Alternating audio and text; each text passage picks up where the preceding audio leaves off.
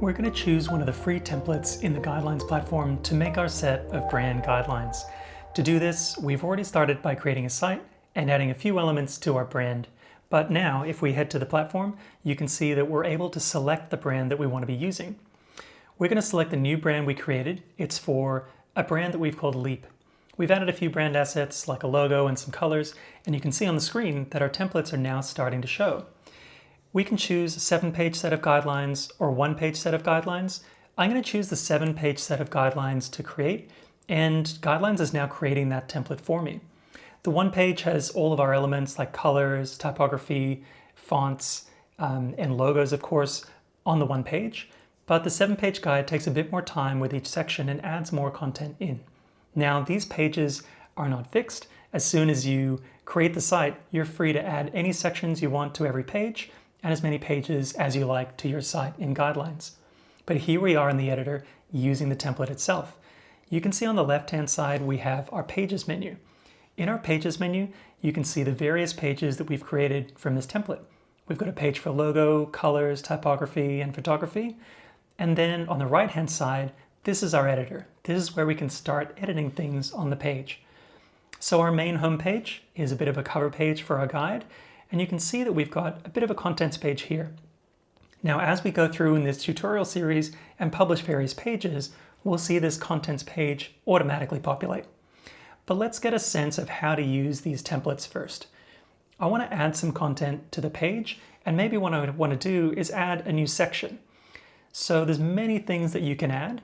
Guidelines works in terms of sections, like horizontal rows across the screen, and blocks, individual bits of content that you can add to a section. So we're going to look at adding a new section. When you're presented with a new section, you'll see all of the various templates that Guidelines has to offer. You'll see different templates for logos, for branding, for colors, for typeface and styles, or just regular content. So as your brand guidelines are coming together, you can use these to help form your new content sections. We can always, though, add a blank section and start from scratch. Within this new section here, we can start adding content as we like. How do I move content around the page, or how do I add different content to a page? Well, you can see that in the plus button as well. You've got many options for the content that you can add to the page. For example, you could add text, images, videos, or some of the more branded elements that we have in Guidelines. You could add a logo, a color palette, a type specimen, a preview of the fonts that you're working with, or even a clear space block, which demonstrates the clear area around your logo. Let's get started on this page and just add a logo to the page.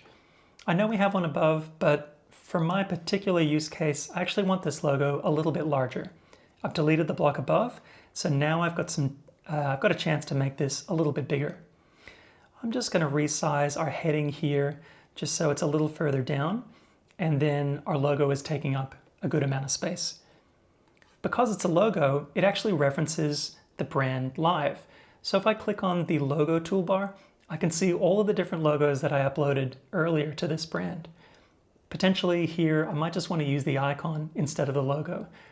And I'll pull the size down a little bit, and I actually want to change the layout so that it's left aligned to the block. So I can do that here. Once you're ready with any particular page or a template, all we need to do to get started is click Publish.